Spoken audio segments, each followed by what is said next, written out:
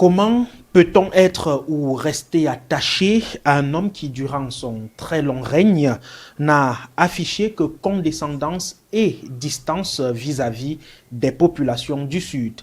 Extrait de la déclaration à l'adresse des populations originaires de cette région par 8 de leurs fils. Paul Biya est-il en train de perdre sa base originelle? Le Sud a-t-il un problème particulier face aux 9 autres régions du Cameroun? Et au finish, dans le fond, que vaut véritablement cette déclaration à l'endroit des populations de la région du Sud?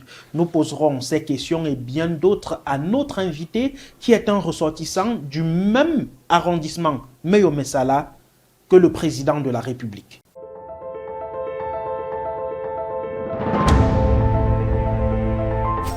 Madame, Messieurs, bonjour et bienvenue à cette édition de Sans Tabou sur Naya TV et merci de nous faire confiance. Notre invité, c'est le docteur Apollinaire Legrand Oko. Il est trésorier par intérim du mouvement pour la renaissance du Cameroun. Il est surtout l'un des 8 signataires de la déclaration du Sud il y a 2 jours. Docteur Oko, merci d'honorer à l'invitation de Naya TV. Vous êtes très réservé sur le plan médiatique. Pourquoi avoir accepté cette sortie de manière particulière? Bonsoir, Monsieur Brand-Kamga, et merci de votre invitation. Alors, je pense que votre invitation m'est parvenue dans un contexte particulier, marqué par la publication, justement, juste un jour avant de la déclaration de 8 fils et filles du Sud qui ont pensé qu'il était temps de sonner, de donner un signal fort aux populations du Sud afin de les amener, de les appeler à prendre conscience de ce que l'avenir du Cameroun se joue en cette année et qu'il était de leur devoir de prendre position et d'agir pour être des participants à part entière du changement qui adviendra forcément dans notre pays cette année. Je rappelle, puisque nous avons, c'est une coutume, une tradition dans cette édition, on donne une idée à nos téléspectateurs et internautes de qui est notre invité. Je rappelle que vous êtes un fils de la région du Sud, de l'arrondissement de Meyo-Messala. Vous avez 40 ans révolus en 2025. Vous êtes médecin spécialisé en radiologie. Vous êtes donc radiologue, formé à l'université de Yaoundé 1 à la faculté de médecine.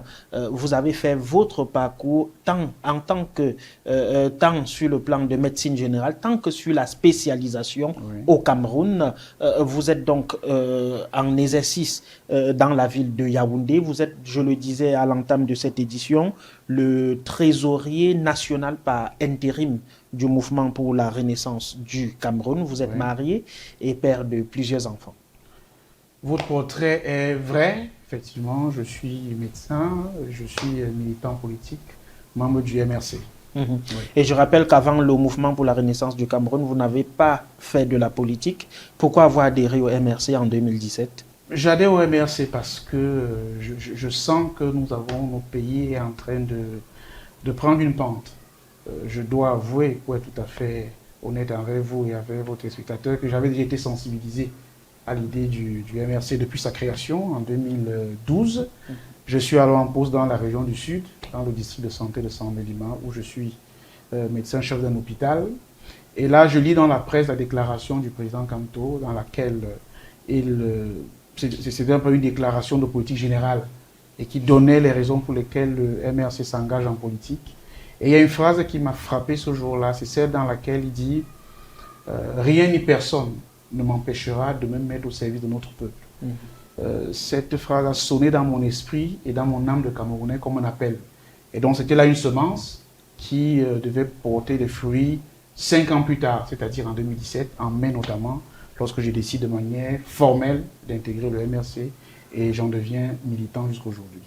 Jusqu'aujourd'hui, vous êtes donc trésorier national par intérim, puisque vous remplacez le professeur Alain Foguet, qui est en prison depuis septembre 2020. Je rappelle qu'il a été condamné à 7 ans de prison, même si des procédures sont en cours pour essayer, n'est-ce pas, de les acquitter, puisque vous estimez que ce sont des militants politiques. On espère que la justice écoutera votre voix, pourquoi pas, même s'il reste quand même, il faut le dire, 2 ans avant donc qu'il n'ait purgé définitivement leur Pen, mais ce n'est pas le sujet qui nous réunit ce jour. Le docteur Apollinaire Oko est le principal signataire, puisque sur la liste des 8, vous êtes le premier. Dites-nous, vous êtes médecin spécialiste formé au Cameroun, vous sortez d'un arrondissement comme Meomé Sala, c'est l'arrondissement d'origine du président de la République. Qu'est-ce qui vous dérange? D'abord, je dois préciser que je ne suis pas le principal signataire. Il n'y a pas de principal signataire et de signataire en second. Il y a 8 Mais dans l'ordre établi, vous êtes le premier quand même. Oui, c'est la position que ma signature occupe sur un papier, donc, mais ça ne catégorise pas les gens. Nous sommes 8 fils et filles du Sud qui avons fait le choix, qui avons pris la décision de signer et sommes tombés d'accord sur le contenu du texte et avons apposé nos signatures. Et donc, je me considère exactement comme tous les autres qui ont signé. Alors, vous demandez ce qui me gêne. Vous vivez bien, vous êtes bien, vous avez un bon profil, un bon background. Sur place au Cameroun, vous êtes un fils du Sud, petit-fils indirect du président de la République. Est-ce qu'il ne se retournerait pas un peu dans sa chaise en voyant votre nom sur cette liste? J'admire votre inspiration, vous êtes prolixe, mais bon, je ne suis pas le petit-fils de M. Biya, il faut que ce soit très clair. Je ne suis pas de sa famille, je ne suis même pas de son entourage, non, pas du tout. Il a une famille, je pense qu'il est content de sa famille, j'ai la mienne, je suis content de ma famille, donc ça n'a rien à voir. Le hasard de la géographie fait que je suis né, j'ai vu le jour dans l'arrondissement de Mossala. C'est pour ça qu'on peut dire que nous sommes proches. À part cela, je ne me sens pas particulièrement proche de M. Paul Biya, pas du tout. Pourquoi est-ce qu'on s'engage en politique? Est-ce qu'on s'engage en politique parce qu'on n'aurait pas un bon profil? Non. Je fais partie des Camerounais et des jeunes Africains qui pensent qu'il vient un moment où chaque personne doit prendre conscience de ce qu'elle doit apporter, sa petite contribution dans l'avancement de son pays. Et que moi, lorsque j'ai vécu, grandi et que j'ai atteint un certain âge, je me suis rendu compte que nous avions un pays qui fonçait un peu dans le mur. Nous avons un pays où quasiment tous les aspects de la vie nationale ne fonctionnaient pas, y compris les aspects élémentaires, comme l'accès à l'eau. Si vous lisez bien notre déclaration, vous verrez que nous avons déclaré là-dedans qu'il y a des localités du Sud, donc de mon Sud natal, qui n'ont jamais connu d'électricité depuis l'indépendance. C'est quand même préoccupant, c'est grave.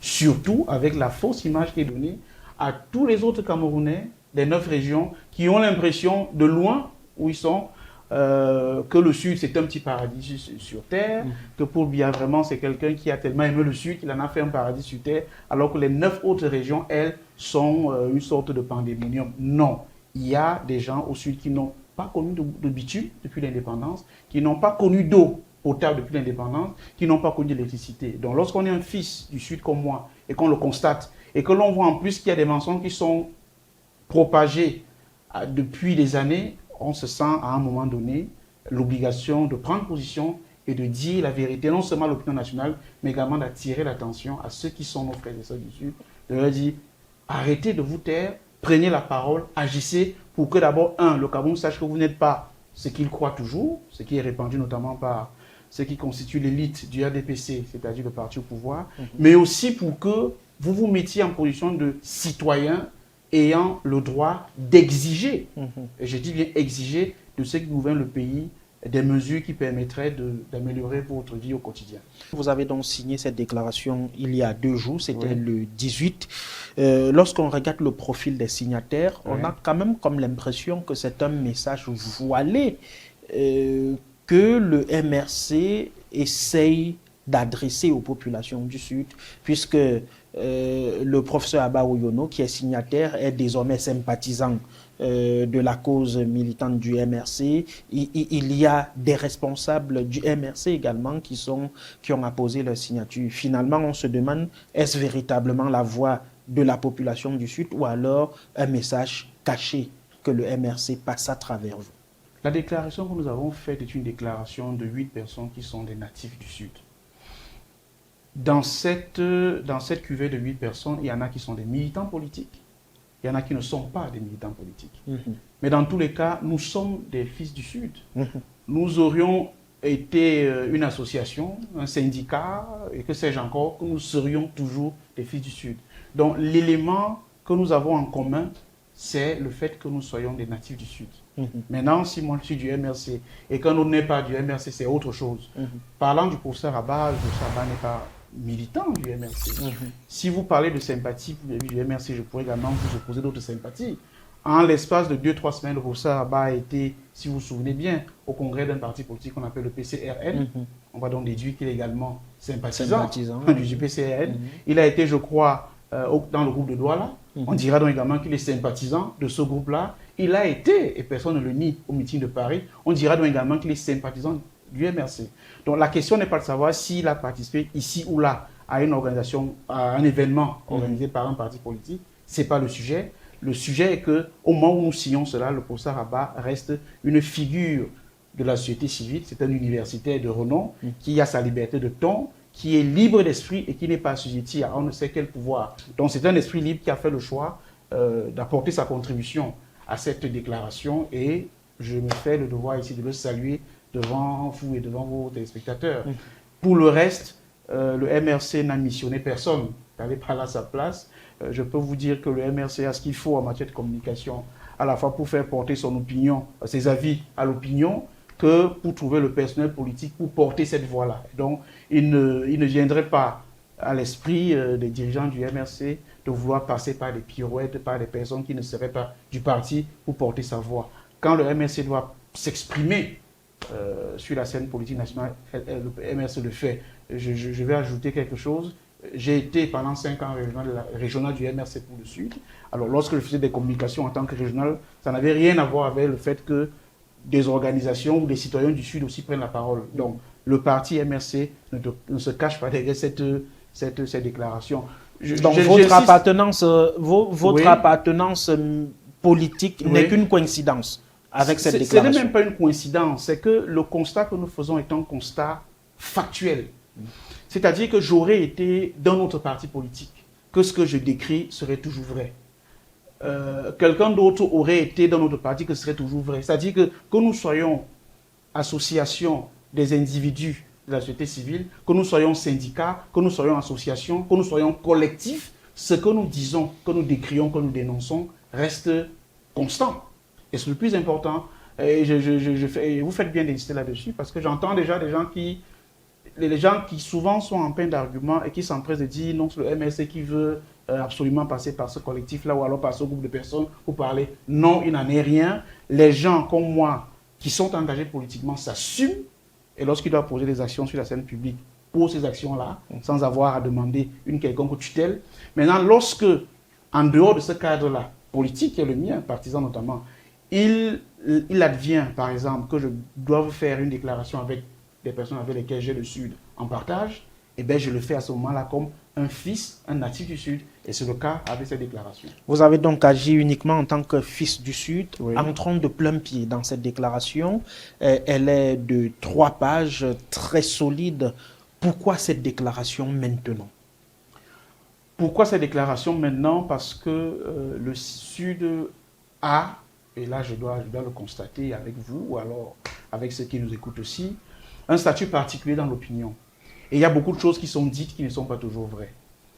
Lorsque vous rencontrez un Camerounais, en particulier ceux qui n'ont jamais été dans la région du Sud, ils vous disent que le pouvoir appartient aux gens du Sud. Il y a même un frère du Sud qui aujourd'hui est décédé, paix à son âme, Charles Sylvestre Atebe-Yéné, qui parlait de pays organisateurs.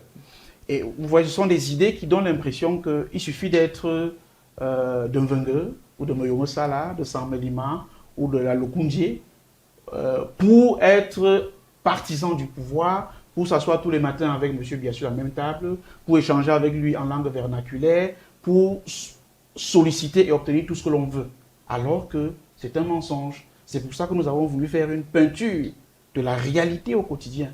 Dans notre communication, nous donnons les axes routiers qui font l'objet de promesses depuis des années, depuis des décennies. Nous avons par exemple parlé de l'axe, le fameux axe Ebolova, Akomde-Kribi, qui depuis des décennies fait l'objet de promesses politiciennes, mais jamais rien n'a débuté. Donc vous voyez là, quand nous pointons ça du doigt, nous sommes concrets. Et là, il s'agit des gens qui sont présentés à l'opinion nationale comme étant des gens qui vivraient dans un paradis sur terre. Non. Donc nous avons voulu par cette sortie, qui n'est pas partisane, je le répète, montrer à l'opinion comment dire ça, mettre des projecteurs, braquer des projecteurs sur la réalité sociale, sur le quotidien des fils et des filles du Sud, et leur montrer que ce quotidien-là, il n'est pas rose, et que tout ce que l'on dit en termes de socle granitique notamment, ce sont des constructions politiciennes, comme nous l'avons dit, qui sont des constructions de griots. C'est-à-dire quand des gens n'ont rien à faire, quand les gens n'ont rien à dire, quand les gens sont obligés de masquer leur incompétence notoire, ils sont obligés de créer ce genre de formule-là qui ne renvoie à rien d'autre qu'à une escroquerie politique. Vous parlez de l'axe Ebolva comme de Kribi, vous Oui. parlez du désenclavement, vous parlez des problèmes d'eau, d'électricité. Oui. Ce sont des problèmes qui sont d'ordre national. Oui. Toutes les régions du Cameroun ont Oui. ce type de problème-là. Pourquoi donc cette précision? Pourquoi vous figez sur votre Sud natal? Je me fige sur le Sud natal parce que le Sud fait l'objet, plus que d'autres régions, et c'est toute la différence, de grands mensonges. Il n'existe aucune autre région dans ce pays qui a été présentée comme le socle granitique de quoi que ce soit. Vous voyez ce que je veux dire? Alors donc que le Sud a les mêmes problèmes que les autres régions, comme vous dites vous-même. Mais lui, contrairement aux autres, est présenté comme étant une région qui est acquise d'office et de manière quasi naturelle à M. Paul Biya. Alors qu'il n'en est rien. Donc c'est parce que justement le Sud, contrairement aux autres, fait l'objet de beaucoup de mensonges, de beaucoup de fantasmes même, que nous sommes obligés aujourd'hui de dire que tenez, vous de l'extrême nord, vous de l'est, vous du Mbam et Inubu, sachez que vous n'êtes en rien différent de ceux du sud. Et si vous croyez que c'est parce que le sud est présenté mensongèrement comme étant une région acquise à Paul Biya, sachez que vous vous trompez, sachez que vous faites l'objet d'une manipulation par ceux qui sont aux affaires, en particulier ceux qui sont les compagnons, n'est-ce pas, politique de M. Paul Biya, et qu'en fait, le Sud, comme les 9 autres régions du pays, souffre de l'incompétence et du désintérêt qu'a Paul Biya pour le Cameroun, finalement. Il y a quand même que beaucoup de populations du Sud ne se retrouvent pas dans ce que vous dites, Oui. puisque ces populations, elles ont toujours plébiscité Paul Biya à 100%. Là encore, vous relayez, et c'est pour ça que je dis merci pour votre émission, vous relayez encore l'autre mensonge qui est souvent qui est répandu. Le Sud a deux types de résultats. Et là, d'ailleurs, ce sera encore une réalité qui se vérifierait dans d'autres régions. Quels sont ces résultats? Il y a les résultats qui sont issus des bureaux de vote, c'est-à-dire lorsque le Camerounais est dans l'isoloir et qu'en âme et conscience, il décide, il y a le bulletin qui met dans l'une et qui produit un résultat qui est le résultat de la vérité. Une fois ces résultats dépouillés là, il y a maintenant des résultats qui font l'objet de falsification par les laboratoires obscurs du régime. Et ce sont ces résultats-là qui, publiés, et donc après avoir été manipulés, après avoir été fait l'objet de toutes les manipulations frauduleuses, seront présentés à l'opinion comme étant des résultats de la présidentielle. Et donc du coup, l'opinion est bercée, année après année, décennie après décennie, à des résultats totalement frauduleux et qui ont l'ambition de présenter Paul Biya comme quelqu'un de passionnément aimé par le Sud. Mais, M. Kamga, comment pouvez-vous comprendre que les populations qui vivent dans les conditions désastreuses que nous avons décrites puissent, de façon, j'allais dire, illogique, aller à chaque fois plébisciter quelqu'un? Je vais vous raconter une histoire, si vous le permettez. Les promesses de campagne, peut-être, les séduisent. Je ne pense pas, parce que lorsque vous avez été séduit une fois et que la promesse n'a pas été tenue, la prochaine fois où vous êtes un peu plus avisé, si vous faites encore tromper une deuxième fois, la troisième fois, vous serez encore plus avisé. Surtout quand m'envenez vos enfants, votre femme vous dira, mais attention, qu'est-ce que tu fais dans cette histoire de RDPC-là? Pourquoi à chaque fois voter pour lui alors que tes enfants vont à l'école, ont des diplômes et ne font rien? Donc, le bon sens et la rationalité élémentaire humaine veut que lorsqu'on a été désabusé par un régime pendant 43 ans, on en vient quand même à prendre conscience. Et donc, je voulais dire que en 2018, nous avons eu une expérience assez époustouflante, parce qu'elle a fait l'objet quand même d'une certaine médiatisation, mais elle est symptomatique de ce qui se passe dans la plupart des régions. À Ebolova, notamment dans l'arrondissement d'Ebolova premier, il y a un concitoyen, un fils du Sud, qui s'appelle Assis Guilain Mathieu, qui a été d'abord témoin d'une scène où les militants du RDPC, après l'élection présidentielle, ont porté les urnes des bureaux de vote pour les amener dans leur laboratoire afin de falsifier. Le malheur veut que ce jeune Camerounais ait été témoin de cette scène-là. Et donc, ayant été vu par ces gens-là qui perpétraient cette action de fraude électorale-là, il a été pris pour cible. Et tenez-vous bien, en pleine nuit, à 2 h du matin, il a été demandé, enfin, un agent, un fonctionnaire de la gendarmerie est arrivé chez lui avec l'intention de l'exécuter. Mais mots sont pesés. Le monsieur a tiré par 2 fois. Et monsieur Assigilin n'a eu la vie sauf que par la grâce de Dieu. Pourquoi? Parce que ce jour-là, on avait coupé l'électricité. Voilà un fait patent. Comment dans une région prétendument présentée comme étant une région acquise à Paul Biya, on peut en arriver à vouloir assassiner un fils du Sud parce que celui-là a été témoin de fraude électorale et qui ne partage pas cette manière de faire la politique. Donc la politique qui est présentée par certains turiféraires de M. Biya et de son régime est un discours en fait de mensonge, de fabrication pour donner l'impression que le Sud est acquis. Et une fois donc on a présenté cette affaire-là à l'opinion nationale comme étant une région acquise, on peut donc maintenant faire de la fraude pour que la fraude, les résultats frauduleux correspondent au discours mensonger tenu. Voilà à quel niveau ça se passe. Vous parlez donc de cette légitimité fantasmée qu'on octroie au président Paul Biya. Oui. Et vous évoquez quand même, puisque lorsqu'on fait le tour des administrations publiques, des départements ministériels et des postes clés de l'administration, reste quand même, et nous, à notre petit niveau, nous avons quand même fait ce constat, les fils du Sud sont quand même quelque part aujourd'hui fiers d'être où ils sont, de par leur ascension administrative et professionnelle. Et donc, d'autres régions du Cameroun qui se portent peut-être mieux que le Sud, ont ces fils qui rentrent au village développer leur contrée. Que fait donc l'élite du Sud pour que vous vous imprégniez à elle et à Paul Biya? Vous voulez dire que l'élite du Sud, elle ne travaille pas à développer la contrée, à développer la région et donc à contribuer au bien-être de la population? D'abord, je ne nierai pas que l'élite du Sud est suffisamment présente au sein des postes administratifs ou alors au sein du gouvernement. Venir ici soutenir ce genre de thèse, ce serait faire faux. M. Biya, manifestement, a eu au cours de son long règne cette grande faiblesse-là de s'imaginer qu'on peut octroyer des postes beaucoup plus à une communauté qu'à d'autres et s'imaginer qu'en faisant cela, on s'octroierait les suffrages de cette communauté-là. Mais c'est faux, à l'évidence, pour 2 raisons. C'est faux parce que non seulement ça n'a pas permis que notre pays se développe. Vous savez que lorsque vous vous entourez même majoritairement de ceux qui seraient de votre communauté et que le pays décolle sur le plan économique, sur le plan politique, sur le plan culturel sportif, les gens ne sont pas très intéressés par ce type d'équation-là. Mais c'est quand tout va mal, quand du point de vue de la santé, de l'éducation, de l'eau potable, de l'électricité, des infrastructures de base, les choses vont mal, qu'on commence à s'interroger. Et donc, M. Biya, en faisant ça, a commis une faute politique. Ça, c'est mon point de vue. Mais une fois qu'il a fait ça, et que donc, comme vous dites, un bon nombre de fils du Sud sont aux affaires, à des postes ministériels, dans les grandes entreprises ou dans la haute administration, si cela avait été fait ici, en espérant que ceci développerait le Sud, alors c'est encore un échec.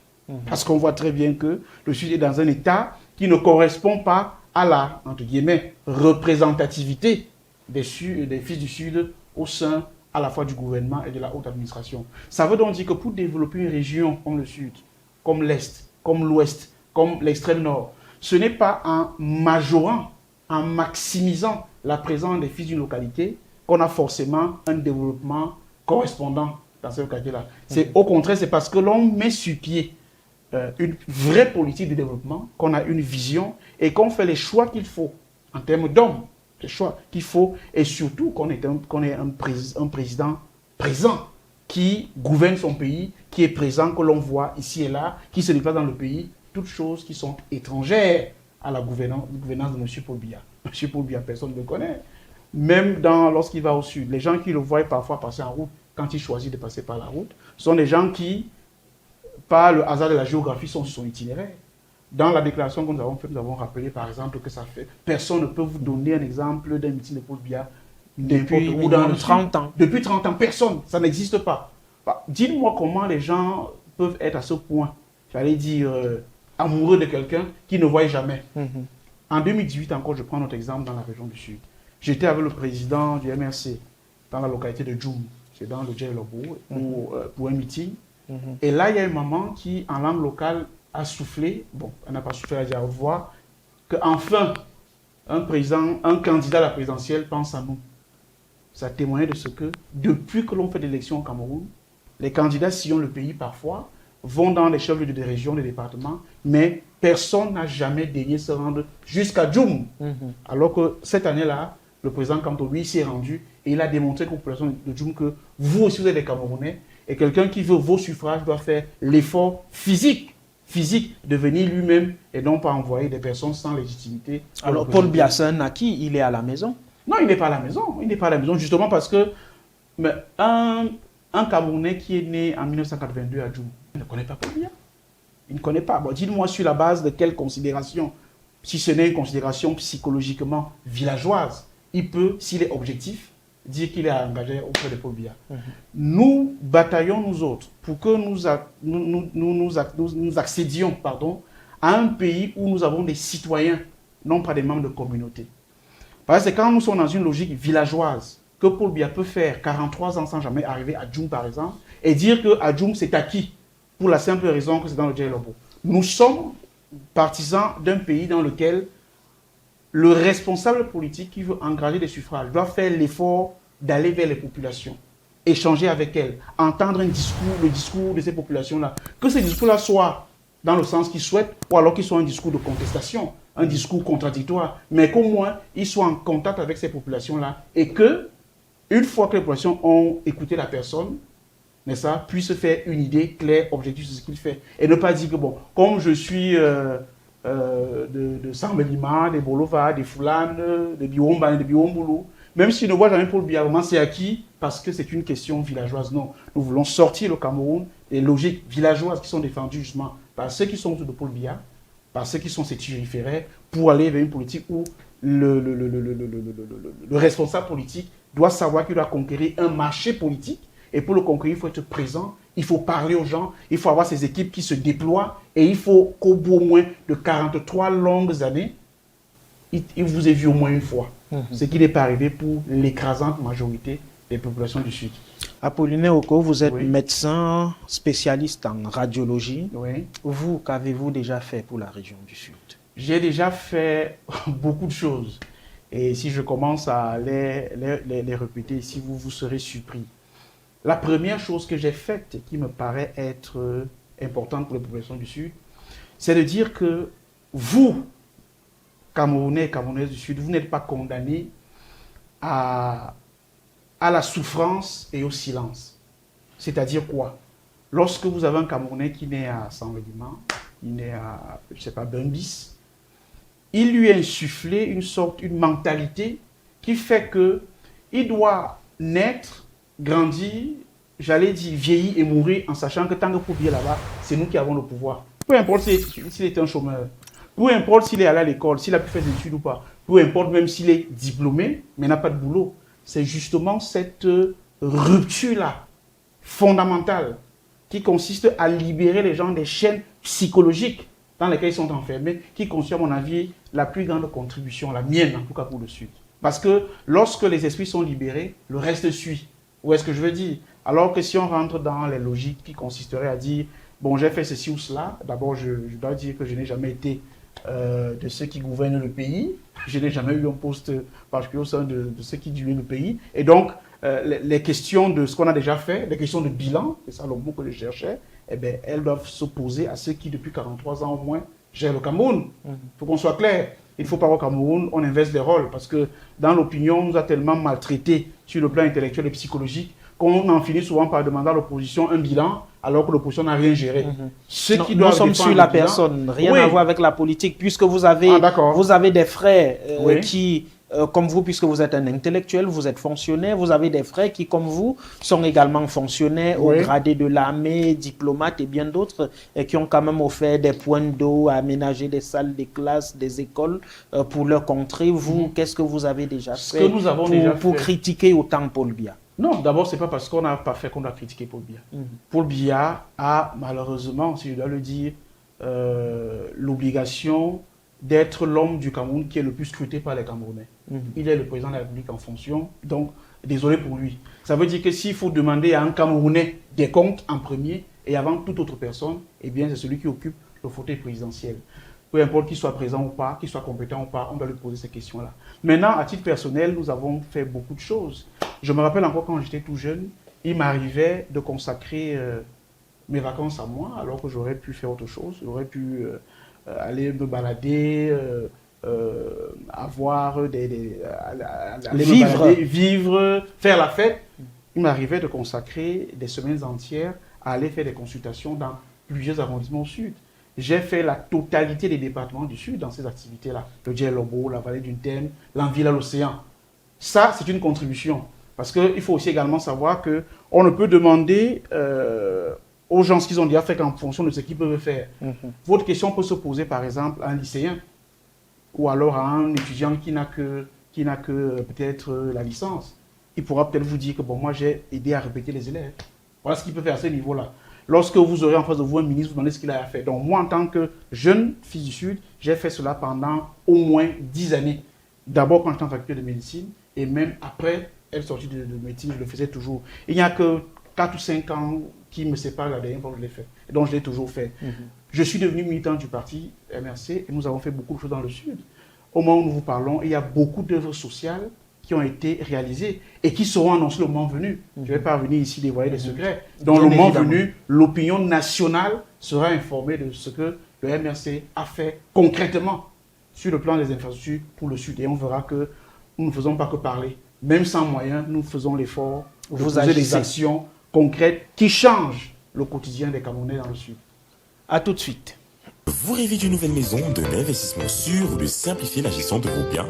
Mapiol est la solution. Grâce à nos services adaptés à vos besoins, Mapiol vous accompagne à chaque étape de votre projet immobilier. Mapiol, c'est aussi la plateforme immobilière entièrement digitale qui s'adapte à vos préférences et à vos sélections pour vous recommander des propriétés qui répondent le mieux à vos critères. Avec Mapiol, simplifiez-vous la vie en bénéficiant de nos différents offres et services immobiliers, notamment l'achat, la vente, la construction, la location, le financement et l'investissement. Bénéficiez également d'un accompagnement juridique expert pour sécuriser vos transactions et déléguer la gestion de vos biens en toute confiance. Également, simplifiez vos démarches administratives grâce à notre expertise. Mapiol, c'est la solution globale, accessible et transparente à tous vos besoins immobiliers. Mapiol, l'immobilier en un clic.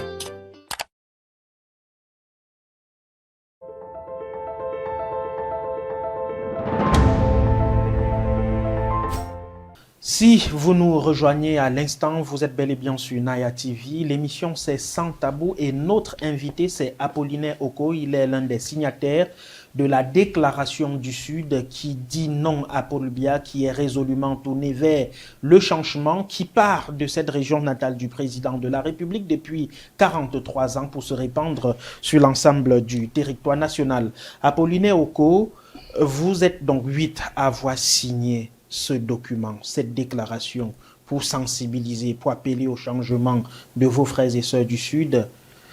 Lorsque vous regardez, lorsque vous jetez un regard sur ce qu'est le Sud aujourd'hui, vous vous dites, est-ce que 8 personnes peuvent véritablement avoir un impact de fond sur le mindset des populations? Je risque décevoir beaucoup de personnes qui attendent que je dise non. Parce que la seule réponse possible, c'est oui. Vous avez parlé de 8 personnes, mais même 6 personnes seulement. Même 4 personnes, même 2 personnes seulement. Il s'agit de délivrer à des citoyens d'une région de notre pays, la région du Sud, un message de prise de conscience.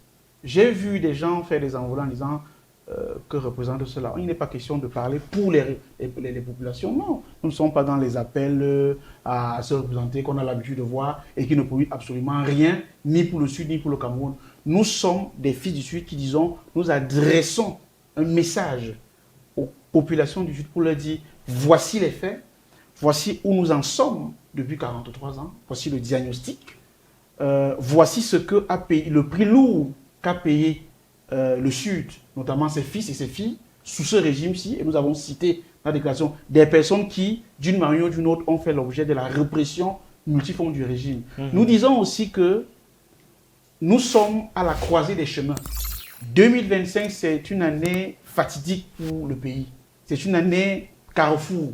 où le destin du Cameroun, peut-être sur les 50 prochaines années, va se jouer. La question c'est, est-ce qu'on continue tel qu'on a fait jusqu'ici, où il faut être sudiste,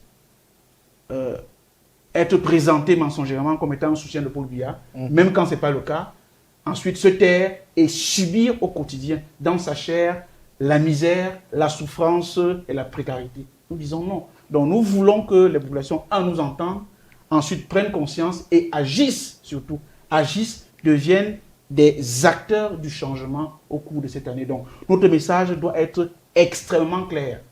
Le Sud doit prendre conscience de ce qu'il a été trompé par le régime en place. Le Sud doit prendre conscience de ce que s'il se tait, les autres Camerounais, les autres régions finiront peut-être, malheureusement, par croire à tous les mensonges qui sont véhiculés et qui font de ces sudistes-là des soutiens inconditionnels de M. Biya, ce qui est totalement faux. Et enfin, il faut que le Sud prenne ses responsabilités et soit acteur dans le train du changement qui est déjà lancé et que personne ne peut arrêter. Vous avez parlé de ces belles âmes qui sont passées, Jean-Marc Ella, Charles Atebayene, Gervais Mendozé, Moumié et bien d'autres encore. Est-ce que vous n'avez pas peur, vous, Oko, de passer aussi, parce que vous vous exprimez? Malheureusement, je fais partie de ces Camerounais qui ignorent. Un fils de Meyomé Salah qui je dit fais non partie de ces à un Camerounais autre fils qui est président depuis 43 ans, c'est pas donné. Étais-je en train de dire que je fais partie, heureusement, de ces êtres humains qui ne connaissent pas le lexique de la peur. Si je le connaissais, M. Kamga, je ne serais pas devant vous. Si je le connaissais, je ne serais pas militant du MRC. Il m'est arrivé, je crois, une fois dans une émission, dans une chaîne concurrente à la vôtre, de dire tout ce qui m'avait été proposé lorsque j'ai été arrêté le 1er juin à la Poste centrale, que j'ai été conduit au commissariat central numéro 1. En pleine nuit, j'ai été appelé par le secrétaire particulier d'un ministre qui est venu me faire des propositions indécentes. Indécentes, lorsque on est porteur de convictions fondamentales pour son pays. Et donc, je l'ai renvoyé, je l'ai éconduit. Et j'étais de ceux qui, et je suis de ceux qui prennent position et assument les conséquences. Ensuite, j'ai été envoyé à la prison centrale de Kondengui, où j'ai passé un peu plus de 4 mois et demi, et j'ai assumé ce statut-là. Quand je suis arrivé, et là je le fais, c'est une exclusivité que je donne à votre antenne, quand je suis arrivé dans cette prison-là, des ordres sont venus d'un endroit que je connais très bien, parce que je sais qu'ils sont à la manœuvre pour ce genre de sale et basse besogne-là, que l'on m'envoie dans le quartier le plus difficile de la prison, qu'on appelle habituellement Kosovo. Pour vous faire subir votre choix. Il faut que je subisse et que je le ressens dans ma chair, le mauvais choix que j'aurais fait. Eh bien, j'ai été conduit là-bas. Et là-bas, j'ai trouvé des Camerounais. J'ai d'ailleurs trouvé d'autres personnes qui sont également des militants du MSC qui avaient été arrêtés, elle, en janvier, c'est-à-dire 4-5 mois plus tôt. Et nous avons passé, tout le temps, nous avons passé ensemble. Lorsque... Vous avez passé un beau séjour en enfer. Disons que lorsqu'on passe un séjour dans un milieu difficile et qu'on y est pour des convictions pour son pays, je peux vous dire qu'on ne l'est pas différemment de quelqu'un qui volait des fonds publics, qui volait autre chose, qui violait, qui assassinait quelqu'un. On passe avec l'assurance qu'on a fait le bon choix et qu'on tiendra bon jusqu'au bout. Et donc, j'étais en train de vous dire que cette main noire, dont je connais très bien le lieu exact d'où elle vient, après que nous ayons fait 1 mois et demi, tous ceux avec lesquels j'avais été arrêté et conduit au commissariat central numéro 1, eh bien, tous ont été libérés. Sauf une seule personne, moi.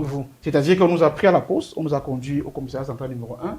De là, on nous a pris pour la prison. 1 mois et demi après, tous ont été libérés, une trentaine de personnes, sauf moi.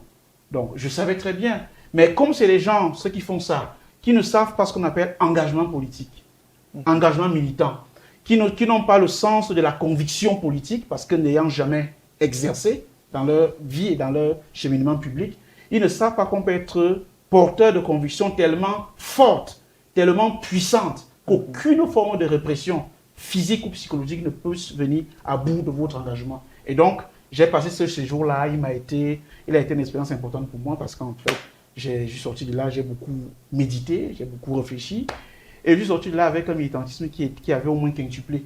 Et donc, quand je suis sorti de là, je me rappelle encore 2 ou 3 jours après, nous avions un meeting à Bolova, c'est là où un membre du gouvernement, qui est d'ailleurs membre du bureau politique du RDPC, a manœuvré pour que nous soyons bloqués à l'entrée de la ville à Mongon. Je ne sais pas si vous vous souvenez. Très bien. Voilà. Donc voilà dans quoi nous vivons. Mais il faut que ceux qui m'écoutent sachent que ce n'est pas avec ce genre de petites choses, de petites manœuvres comme celle-là, qu'on vient à bout d'une idée ou d'une conviction.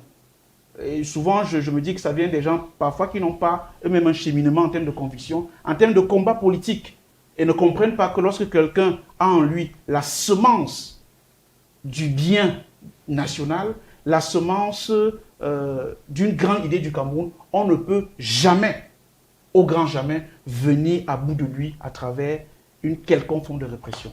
Donc, que je sois de la même région que M. Paul Biya, ça ne change absolument rien. J'ai toujours été et serai toujours un esprit libre. Je n'ai pas reçu une éducation de quelqu'un qui est soumis. Donc, ce n'est pas à plus de 40 ans, à 40 ans maintenant, depuis quelques jours, que je vais changer. Est-ce que vous ne pensez pas, puisque vous avez parlé tout à l'heure des propositions qui vous ont été faites pendant votre garde à vue, oui. Vous les avez déclinées, vous Absolument. avez passé 4 mois et demi en prison. Est-ce que vous ne pensez pas aussi quelque part que vous avez subi tout cela parce que vous étiez du Sud?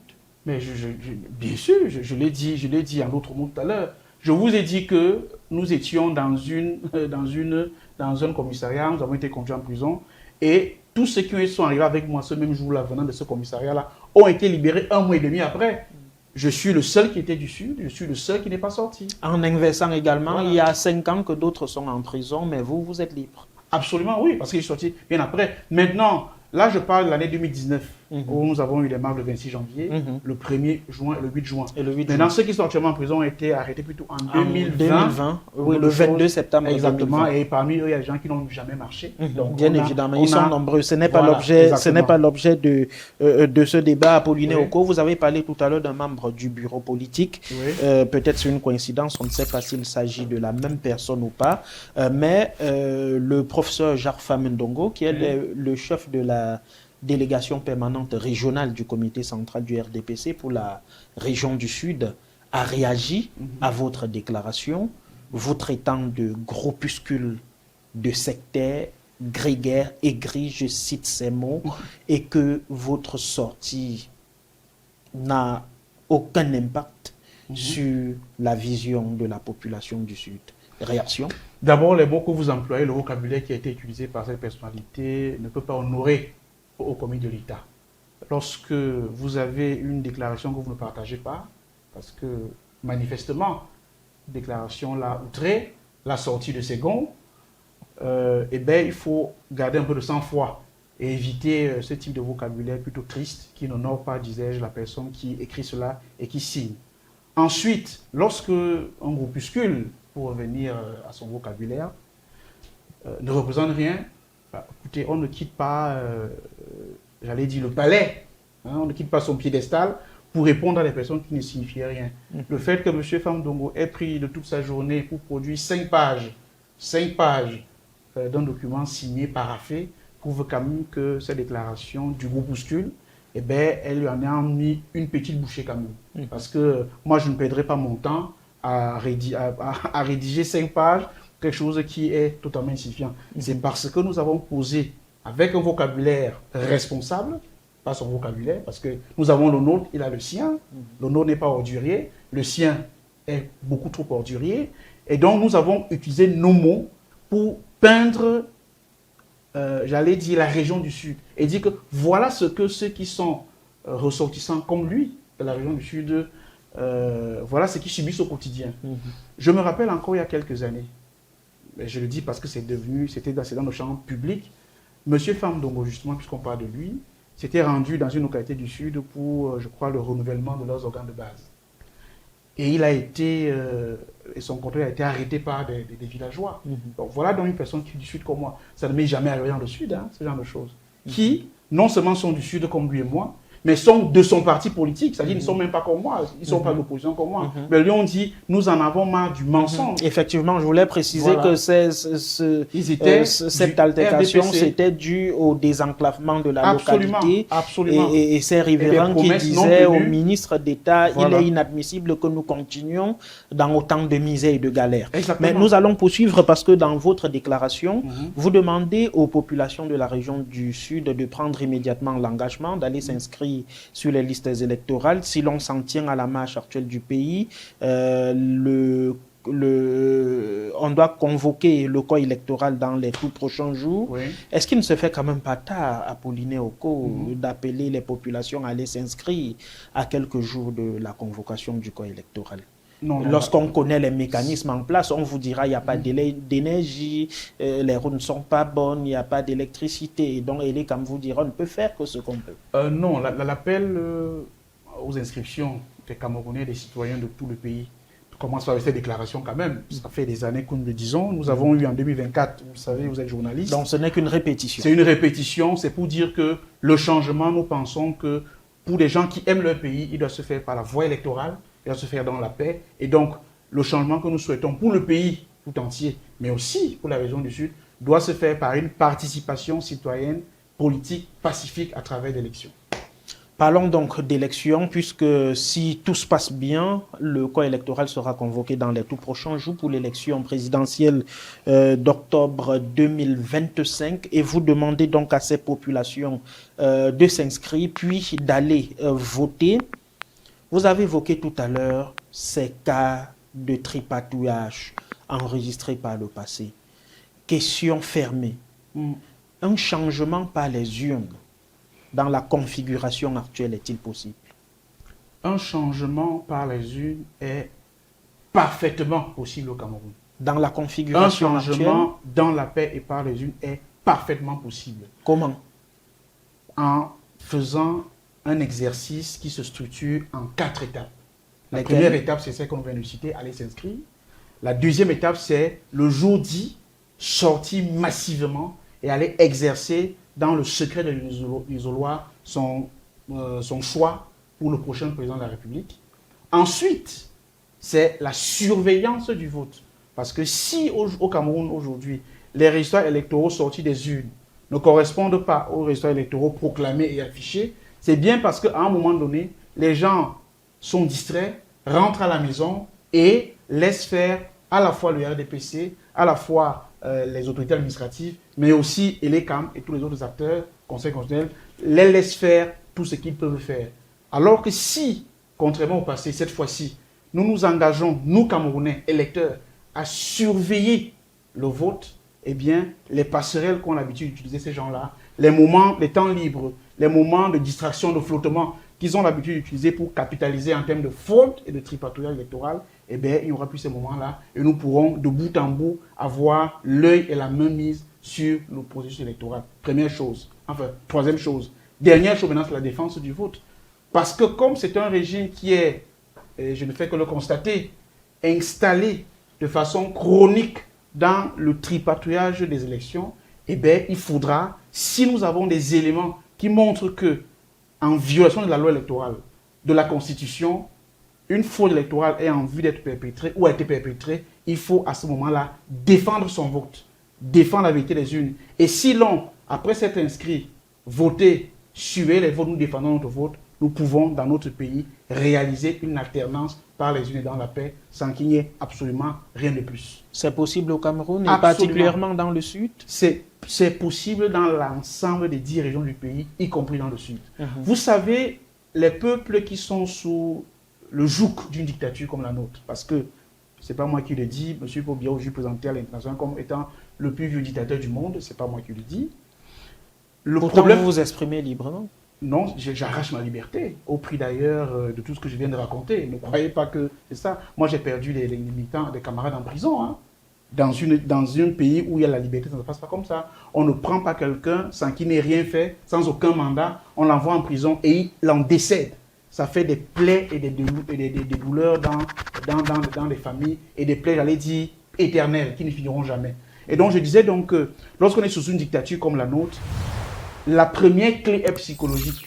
C'est-à-dire que M. Biya et tous ceux qui sont à sa suite, comme justement le ministre d'État, ont pour objectif de liquider la possibilité psychologique des Camerounais de se libérer.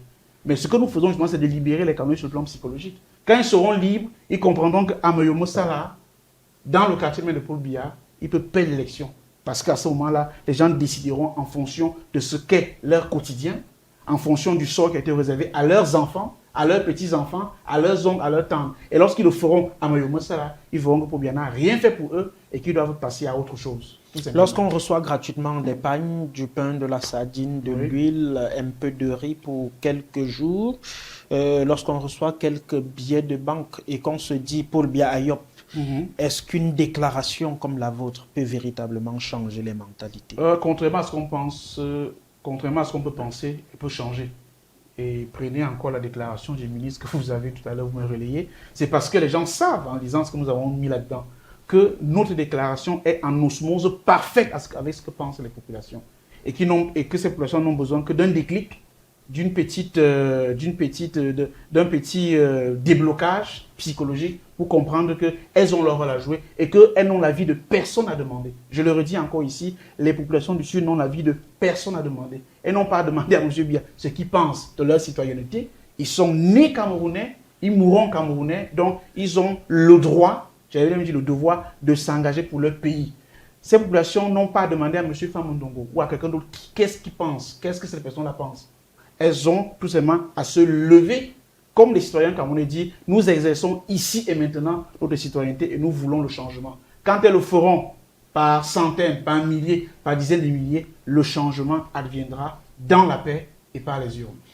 Est-ce que le Sud, sortons définitivement par là, ne se plaît pas quelque part dans ces conditions actuelles avec son élite, avec son administration, ses diplomates et tout ce qui va avec, on se dit, à nous le pouvoir pour toujours, et puis vous venez du jour au lendemain dire, il faut arrêter cela. Est-ce que finalement, à votre niveau, les populations sont conscientes du mal-être dans lequel elles vivent? Si je m'en tiens à leur quotidien, si je m'en tiens à ce que ceux qui ont déjà la liberté de ton disent, à la fois dans les médias, dans les réseaux sociaux, si je m'en tiens à l'écho réservé depuis 2 jours seulement à notre déclaration dans la région du Sud, dans les plateformes numériques, Facebook, WhatsApp, je peux vous dire que nous sommes en osmose parfaite.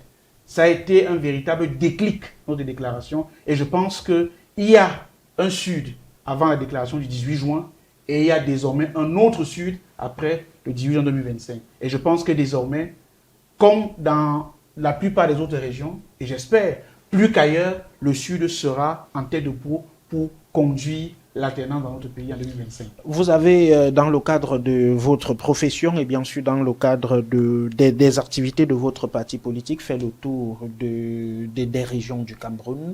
S'il fallait classifier aujourd'hui les régions dans lesquelles il fait mieux vivre, le Sud serait en quantième position avec cette particularité d'être la région d'origine du président de la République. Je risque de vous décevoir parce que le Sud ne sera certainement pas dans le trio de tête. Parce que justement, j'ai l'avantage quand même de connaître notre pays, d'avoir déjà circulé vraiment de l'extrême. Tout le pays, je le connais.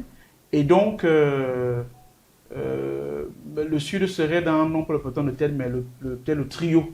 Je ne vais pas non plus me lancer dans une les chiffres, parce que pour ça, il faut un exercice. Donc pour vous, le Sud fait partie des régions les plus pauvres, les plus enclavées du Cameroun. Oui, absolument. Celles les plus retardataires sur tous les plans, sur le plan des infrastructures, de l'eau. Mais regardez même les résultats scolaires souvent. Vous voyez, les performances du Sud ne sont pas les plus reluisantes aux examens officiels. D'accord. Donc le Sud, malheureusement, sous Paul Biya a été à la traîne parce qu'on a inoculé dans la tête des gens le fait que lorsque votre frère au pouvoir, frère entre guillemets, parce qu'on sommes en République, frère entre guillemets, eh bien, vous pouvez dormir tranquille, ne plus rien faire, tout viendra à vous. Ce qui a été un mensonge, un grand mensonge. Il m'est souvent arrivé de parler avec mes grands-parents, quand ils vivaient encore, et ils me racontaient les épopées et les performances agricoles de l'époque, sous le président Ahidjo. Par 2 fois, le Djellaba a été le premier département producteur de cacao au Cameroun. Sous le président Ahidjo. Vous vous rendez compte?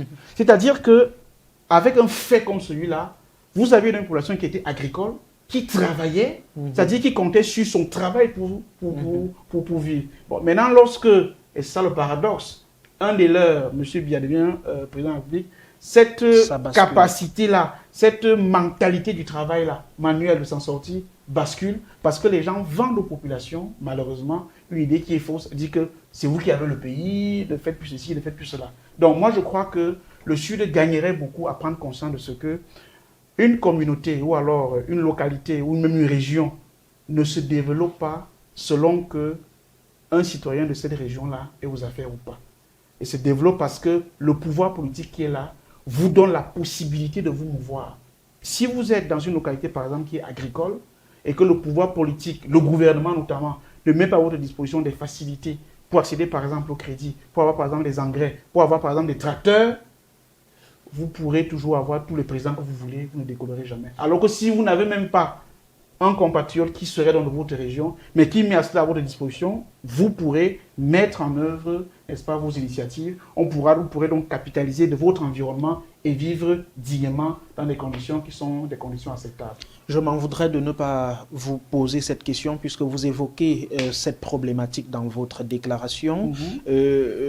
Sans exagération, le Sud est l'une des régions où on entend beaucoup des propos du genre « rentrez chez vous ». Et vous dites à vos frères et sœurs, ne vous laissez plus manipuler par ceux qui ont le pouvoir. Là-dessus, je dis deux choses. Allez-y. La première chose que je dis, c'est que effectivement, je fais partie des Camerounais qui, lorsqu'ils parlent de leur pays, ne rusent pas. C'est-à-dire ne cherchent pas à jongler. Parce que ce que je dis doit être vrai aujourd'hui, demain et dans 40 ans. Le fait est que ce soit dans la ville de Saint-Vélima, que ce soit à Ebolova, un peu moins quand même, et que ce soit dans la vallée du Thème, il y a effectivement souvent eu des altercations sur fond communautaire. Et non seulement c'est un fait avéré, mais l'autre élément qui est important, c'est la recrudescence. Et donc ça pose un problème, j'allais dire, de vivre ensemble. La question c'est, qu'est-ce que le régime qui est là a mis en place pour que les Camerounais se sentent partout chez eux? Où est-ce que je veux dire? Et à l'évidence, il a échoué. Parce que l'erreur à commettre pour les Camerounais, c'est de ne pas voir dans ces affrontements-là intercommunautaires l'échec des politiques publiques, l'échec de la construction d'une citoyenneté camerounaise. Ceux qui perpètrent ces dégâts-là, ces actions-là... Donc vous dites qu'en toile de fond, il y a des manipulations. Non, ce n'est pas ce que je dis. Je dis qu'il y a deux niveaux de responsabilité. La responsabilité intuit personne et des personnes qui iraient violenter d'autres, casser leur boutique, voler ceci ou voler cela. Il faudrait qu'à ce niveau-là, la loi s'applique et dans toute sa vigueur pour qu'une personne qui a fait ça réponde de ses actes et s'il faut qu'elle soit punie ou même emprisonnée, qu'elle soit conformément à la loi, ni moins ni plus. Je suis clair et formel parce que je ne ruse pas le Cameroun. Et en second lieu, il y a l'échec de la gouvernance. L'échec politique qui crée dans les conditions de notre territoire national les conditions pour que chaque Camerounais se sente bien chez lui, que celui qui n'est pas dans sa région de naissance ou d'origine ne se sente pas, d'une part, marginalisé, vivre avec la peur, ou que celui qui vivrait dans sa région natale lui ne se sente pas comme envahi. C'est la mise sur la table d'un certain nombre d'actions politiques qui permettent de créer cette osmose-là. Maintenant, autre chose, la deuxième articulation, c'est que le problème intercommunautaire ne se limite pas au Sud. Et c'est pour ça que je disais que je ne ruse pas avec le Cameroun. Je suis un homme politique, je suis un citoyen qui, lorsqu'il doit poser un problème, le pose dans sa globalité. Vous êtes journaliste, donc vous êtes informé de ce que, de façon fréquente, il y a entre les communautés Bamoun-Itika des affrontements. Des altercations, oui. Ça, ce n'est pas dans le Sud. Vous savez, journaliste que vous êtes, que dans la région de Tonga, il y a eu également des altercations entre les communautés locales et des personnes présentées comme anglophones. Et qui... À l'extrême nord, les Peuls également. Exactement. Et bien d'autres encore. À Tonga, par exemple, il y a eu 4 morts et une gendarmerie, une brigade incendiée. À l'extrême nord, il y a eu plus de 32 morts. Vous voyez ce que je veux dire? Ça veut dire que même en reconnaissant, comme je le reconnais, qu'au Sud, il y a une certaine recrudescence, constance, ou alors c'est fréquent, le problème se pose de façon transversale. Et c'est là où, justement, toute la responsabilité politique est mise sur la table. Qu'a fait le régime pour que, à l'extrême nord, à l'ouest, dans le Ndé, dans le Noun, dans la vallée du Thème, à Saint-Mélima, il y ait ce type de choses. Ça veut dire quelque part il y a eu un échec. Donc il y a l'échec politique qui doit être traité politiquement. Maintenant, il y a des responsabilités individuelles qui doivent être également adressées, que ce soit à Saint-Mélima, à Mbam, à Tonga, à Fumban ou alors ailleurs. Voilà comment je traite ces questions-là. Apollinaire Oko, avant-dernière question. Vous avez dit en début d'émission que vous n'êtes pas parenté à Paul Biya. Tout ce qui vous lie, c'est que vous appartenez au même arrondissement, Meyo-Messala. Est-ce que vous avez déjà vu Paul Biya devant vous? D'aussi loin que je me souvienne, non. Non. S'il vous était donné de dire un mot à Paul Biya aujourd'hui? Brièvement, qu'est-ce que vous lui direz? Je dirais en tant que citoyen camerounais, fils du Cameroun, pardon, ayant à cœur la dignité du peuple camerounais et observant avec beaucoup de tristesse le grand retard que nous avons pris dans la sous-région d'Afrique centrale, dans l'espace CAEC et même à l'échelle du continent, je lui dirais qu'il a eu en 82 une opportunité que très peu de Camerounais auront de leur vivant, celle de devenir le deuxième président de la République. Ceux qui étaient là lorsqu'il arrivait au pouvoir nous disent souvent, je suis prudent parce que ce n'est pas moi qui le dis, qu'il avait des beaux discours et que l'on sentait ou alors on percevait une volonté de véritablement changer les choses. Est-ce vrai? Je ne sais pas. Mais parce que je suis dans une logique optimiste, je préfère admettre que c'était vrai. Et donc, il voulait donc changer les choses. Mais manifestement, malgré cette volonté-là, acquise, même pas acceptée, même par moi, il n'a manifestement pas réussi à le faire. Il a commis une grande erreur dans son magistère, c'est celle du traitement qu'il a réservé à son prédécesseur. Mais ça, c'est déjà qu'on ne peut plus bien faire. Maintenant, il est au carrefour à la fois de l'homme public, de l'homme d'État, du président qu'il a été. Le choix qu'il fera en 2025 décidera, marquera la place qu'il aura dans la grande histoire du grand peuple camerounais. Les gens doivent savoir que le Cameroun vivra dans 200 ans, dans 500 ans, et que nos arrière-petits-fils feront l'histoire. Ce sont les choix que l'on fait à des moments cruciaux de la vie d'un peuple qui déterminent qui vous est dans l'histoire. Ou bien un point de référence, une lumière, ou alors vous êtes relégué dans les ténèbres de l'histoire. Je ne vais donc pas lui demander quelque chose parce que j'estime qu'il a plus de sagesse que moi. On a 40 ans, on ne conseille pas un homme de 93 ans. Lorsque vous êtes né, il avait déjà fait 3 ans au pouvoir. S'il fallait lui suggérer un choix. La suggestion, c'est de faire le choix qu'il faut pour que, dès 2025, le Cameroun change de pente et que lui, il entre dans l'histoire comme un ancien président de la République qui aura fait ce qu'il a pu, n'a pas réussi, mais au moins n'aura pas poussé à bout les Camerounais en les dressant les uns contre les autres. Voilà ce que je peux dire. Apollinaire Oko, dernier mot. Quels sont vos rêves? Qu'est-ce que vous attendez du Sud? Qu'est-ce que vous attendez du Cameroun? Les rêves que j'ai ne peuvent pas être à l'échelle d'une région.